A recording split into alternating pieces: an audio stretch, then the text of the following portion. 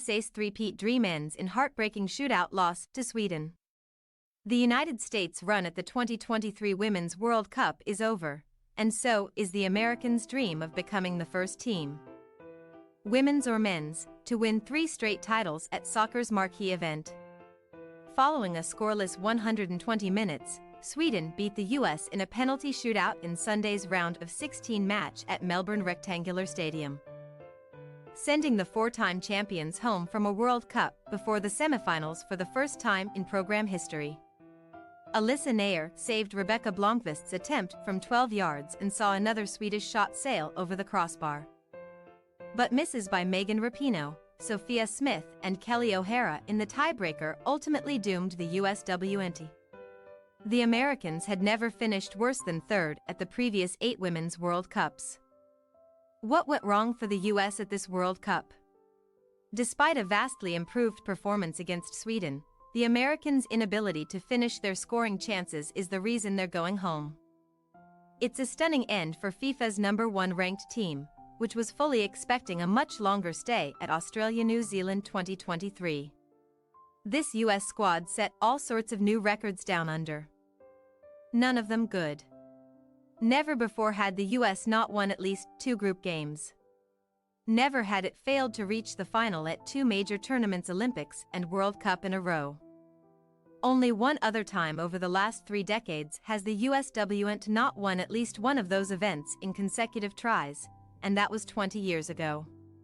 The writing was on the wall for Vlatko Andonovski's team from start to finish at this tournament. In truth, the doubts about the Americans' chances of making history this summer down under should have begun at the Tokyo Olympics 2 years ago. Then as now, the US never found its groove at that event, eventually crashing out in the semis to North American rival Canada before rallying to claim the bronze medal.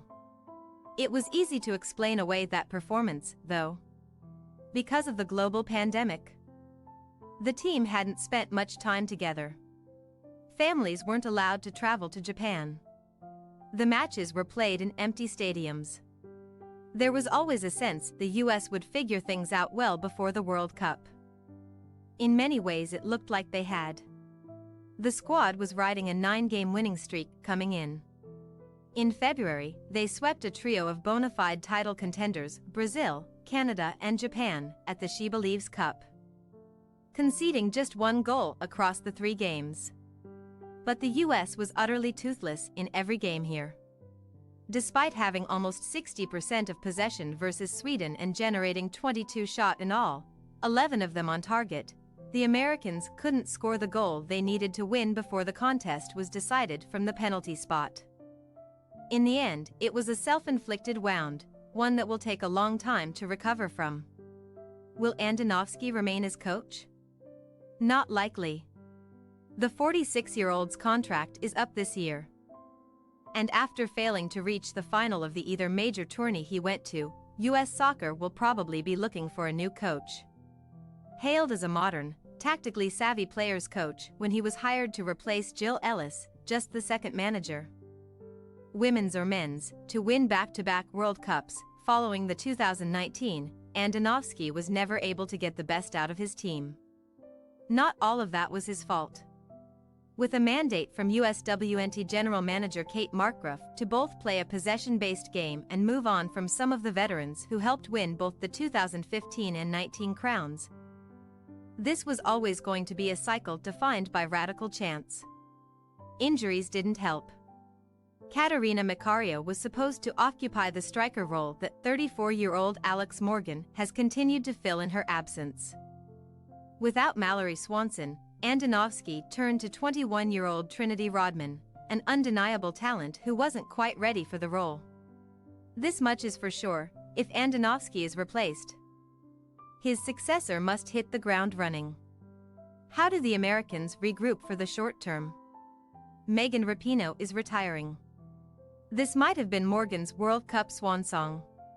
Same for fellow vets Crystal Dunn, Julie Ertz and Alyssa Nair, though some or all will probably stick around for the Olympics, a competition the US hasn't won since 2012. In many ways, this is a USWNT caught between generations. The elders were just a little too old this summer, the youngsters a little too young. The program now belongs to those few who bridged the two cohorts here: Lindsay Horan, Rose Lavelle, and Swanson. Macario, who had emerged as a superstar before tearing her ACL last year, is still just 23. Rodman, Smith, and Naomi Germa will all fill major roles going forward. As for the rest, who knows? New players, particularly along the backline, must be inserted quickly. What does the long-term future look like for the USWNT? The Women's World Cup debuted in 1991. Women's soccer became an Olympic sport 5 years later. Over the first 15 tournaments combined, the US won 8. That sort of dominance is almost certainly over for the Americans. This World Cup has proved just how quickly the rest of the planet is catching up, and that's only going to continue. The most vexing problem facing US soccer is how to produce elite international players. For decades, the NCAA did the job for them, but that's no longer a sufficient pathway.